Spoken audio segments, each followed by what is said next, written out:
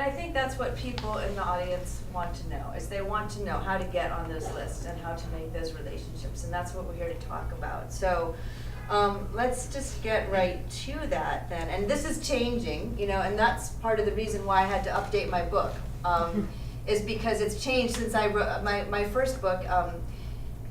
What was it called? Secrets from the Casting Couch. That came out in '09, I think, and now we're in 2015, and already it's changed since then. I didn't dare write about social media back then because it was still a little bit too new. I didn't feel confident writing in social media. I was writing about social media and how that affects your career. But now you can say that everything is online. You can say that, and everybody shops online for everything, right? So of course, casting directors are shopping online. And you do have, headshots, and we put them on the wall, and they're printed, so that still exists. But the chances are that you have a large chance that your first encounter is going to be online. Am I right? Does anybody disagree with that?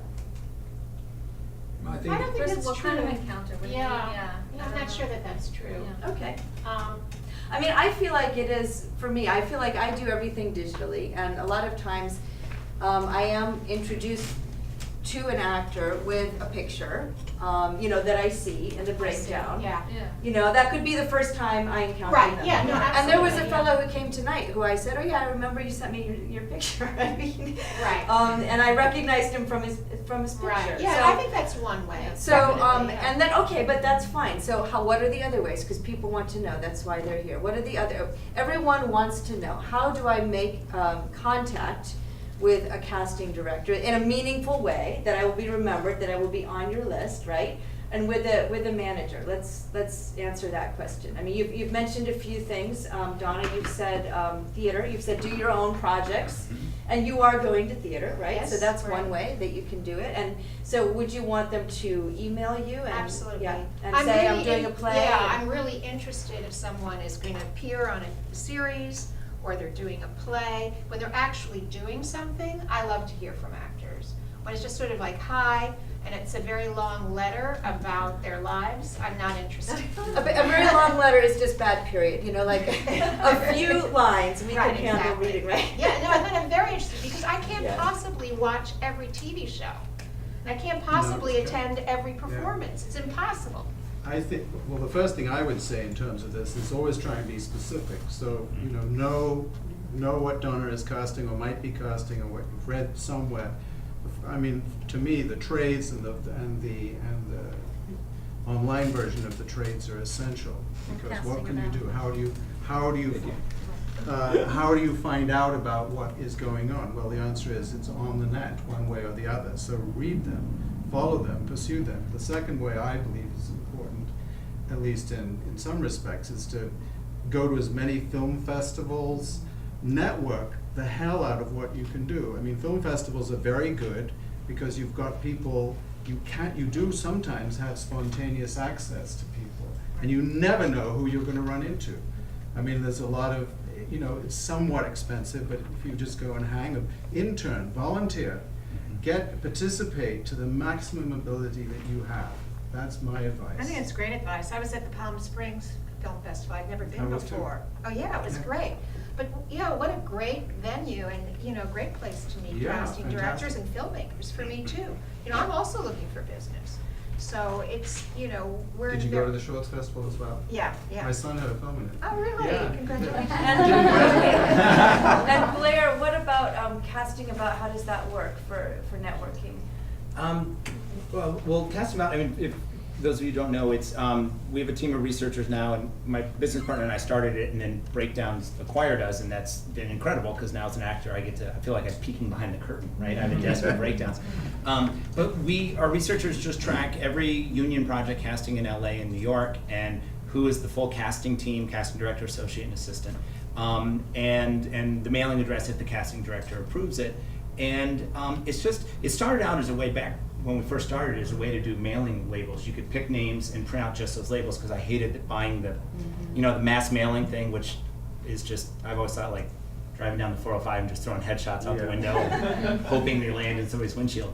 But it was a way to do sort of more targeted, specific mailing, because I very much believe that, you know, the subtext of your message can never be, "Dear casting director, please consider me for anything you're doing," which I'm sure you guys We see. get all the time, yeah. Right? I mean, and it can't, it has to be, because I think in And any it's other, in pretty any other useless, business, it's true. relationship marketing is two-way. It's let's help each other with our businesses, and I think it has to go that way. It has to be, you know, "Dear casting director, we haven't met, but there is a reason why maybe you should bring me in, other than the fact that I just need a job," right? So, so casting ballots become more of a research tool, like the label kind of thing is going away, but research tool where now, you know, actors are, I still have friends who get auditions and say, "I'm going in for," I don't know, pick a show, "I'm going in for, you know, New Girl," and I say, "Great, who are you meeting?"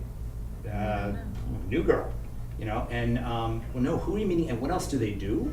What else have they worked on? I mean, because, so you can, I think, first of all, finding out who in town needs you, I think, is important. Not just what show do you want to be on, but who's hiring people like you all the time, especially if they're doing TV. They need you because they are looking for people to impress their boss, the producers Yeah. and directors.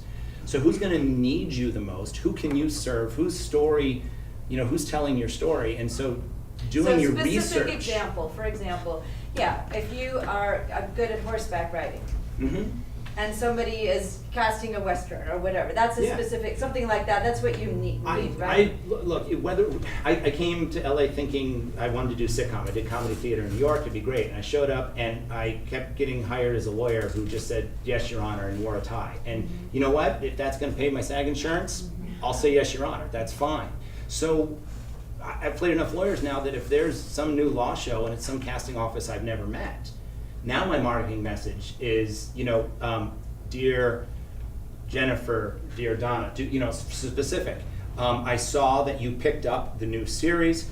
I've played a ton of lawyers, but never had the pleasure of working with you. I hope we have a chance to meet." You know, to me, that's the Very difference. specific, yeah, 2 or 3 sentences, Yeah. very specific. I can help you solve the problem that you need to solve right now. Because that's exactly what happens as casting directors. We get tons of messages every week, "Hi, hire me," you know, and, but casting directors are project oriented. And managers are more talent oriented. They're Correct. looking generally for good talent. We're looking for a specific talent for a specific project. So if you can solve our problem today, yes, we're gonna answer your email. So that's Yeah, I'd like to excellent. interject something about that. I think that's why it's really important that you know how people see you. And that you have a strong sense, and you do it by, you know, talking to many different people. It's something we do in my classes where we have the actors stand up and we all just start shouting things like, "Oh, nurse," you know, "mountain climber," you know, just throw out all these different careers. It's really important, right, that you look like a lawyer, you look like you could, you know, a young executive. And then, not that you play a part, but that you don't try to diminish that by dressing in a way that really detracts from it. And that's part of how you sell yourself as a picture. Not that you present yourself in something that's not truthful, but in the beginning, you really have to be typecast. And that's how you're gonna get work initially. And then Cast hopefully is people- cast, is Yeah. means you're being cast. Right. Yeah. Yeah. And then, you know, hopefully people will see, well, this person's capable of more than that. Yeah. But they're, you know, they make a great young intern right now. You know, I find a lot of actors are resistant to the whole idea of typecasting. That's like a bad word. So let's like get rid of this and let's talk about branding, because that's really what this conversation is really sort of Right. moving towards. It's understanding how people perceive you, which is what Donna was saying. And then, you know, and here's how you get around this, because you're afraid of being typecast as just the lawyer for the rest of your career. It's not the rest of your career, it's the beginning of your career, like Donna was saying. When you're trying to, you know, if you want casting directors to know who you are, you have to meet them where they're at, their need, and what is the easiest way for them to receive you. Yeah. So think of your range, right? Every actor has a range. Some actors have a range like this, some actors have a range like this, okay? But let's say your range is here. You can play this extreme to this extreme and a whole bunch of things in the middle. So where is the sweet spot of your range? Let's give honor to your range. Yes, you can do all these things, but where is the part of your range where people get you most easily? That's the part you should focus on first when you're trying to get to know people, because that's the part they're gonna see first, And when they're scrolling through 100 million things, they don't have time to open each one and go, oh, wow, I bet you she could play something like this or something like this. They're just gonna go, boom, is it in this spot? Is it in this spot? Is it in this spot? Boom, bring them in. So you need to know what your whole range is and find where your sweet spot is, and then market yourself accordingly, according to like what you guys were saying about the needs of the casting director. Put yourself in the casting director's point of view, not your own, because yours is, I really want a job, I really want a job, I want. Casting directors don't care. They want to cast their movie or to cast their show. Do you fit? You put in your, mind, what is it they need? How can my sweet spot meet their need? Boom. You start getting a lot more auditions. Thank I you. love the Yeah. idea of the sweet spot, because people use, branding, type, and image, and all the terms, and I pick the one that sticks for you, and for me, I heard a casting director say, I want to know, what story do you tell best? Like, what I like story is that, in your yeah. soul? Yeah, that's great. What story were you born to tell? Because that's a sweet spot. I mean, we can Right. stretch it, right? And it doesn't have to be, and I know actors do bristle at, like, well, I went to school, and I was trained, and all that. It doesn't have to be, like, okay, so the lawyer thing, it doesn't have to be necessarily limiting, because I had a great conversation with the casting director who said, well, let's start there, but go one step further. So you do a lot of lawyers. Okay, are you the corporate shark? Are you the, and I was like, no. It's like, well, what do you do? It's like, well, okay, you go through the resume, and it's usually like, the public defender or the pro bono guy or whatever. And she said, okay, so, and then, commercially, are you doing? I said, well, that's more like dad or camp counselor, or soccer coach or something. She goes, okay, you know who you are? You're the arm around you guy. And that's either corporate, like in the corporate room, or the ER, doctor, or the lawyer, or the person who says, like, it'll be okay, and I love that, because I start thinking of the stories that I love, or the movies or the books or whatever that I connect to, and that's a story that I love, and I'm a dad, and I get it, and that's how I see the world, and so that, it's no longer a lawyer to me, but it's a different kind of story that I can start to try and plug into my headshots and my marketing messages and everything, is that this is the point of view I bring to most scripts. I mean, that's the one that's most natural for me, and I can now present myself as that kind of storyteller to start to build relationships with people I haven't met before. Thank you. Yeah, I like that you say it's storyteller, and sort of you're talking about an essence that you have. Yeah. You have an essence of kind of kindliness that we as casting directors recognize, and we as human beings recognize, and you go, oh, that's the quality that I'm looking for this character. I get nervous with the term branding, honestly. It makes me really uncomfortable. It makes a lot of people uncomfortable because they don't. Well, because it it's sounds like you're applied a wrong. product, and I don't Right. think actors are products. But I do think that when you first start out, that you have to be cognizant that you have to fit into the stories that are being told Yeah, in that is a Hollywood. nice, that's Yeah. a nice spin on it, that's true. The word I would like to use is niche. I think everybody in this town has a niche. However rarefied it is, I think there's a niche. And I think you've got to define what that niche is, and how practical it is to be in that niche, and how realistic it is to be in that niche. Yeah. And I think that is, from Yeah. my perspective as a manager, is who is this person that I'm considering as taking on as a client? Right. Do they know who they are? Mhm. Do I see something in them where there's a whole, maybe with millions of people in it, or maybe not, depending on who they are, how they are, what experience they have, what credits they have, where they've been, who they've worked with, and all the rest of it. But that's what I feel. So figure out your niche. There's one anecdote real quick from Breakdowns, which you just reminded me of, which I think was kind of eye-opening to me, is that we were doing a seminar with the casting director, and we were actually showing what casting directors see when submissions come in, and saying, this is what 2,000 submissions look like, and this is the picture, and this is the profile, and this is how you can take a look at it. And there's a button you can click to see other headshots that are attached to the representative who submitted the one that came in.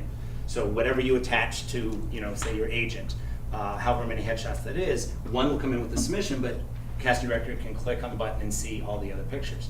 And so we picked one at random, and we clicked on it, and the screen just filled up, about 30 different versions of this woman in lots of different outfits, and corporate, and exercising, and mom, and sweaters and hairdos, and lots all over the place. And you can tell it's an attempt to show range. Look at what I can do. And it was fascinating, because the casting director looked at that and she said, here's the problem. If I don't know you, and I'm trying to figure out, can you solve my problem? Can I cast you in this role? what this tells me is you don't know who you are, and I don't have time to figure it out for you right now, so pass.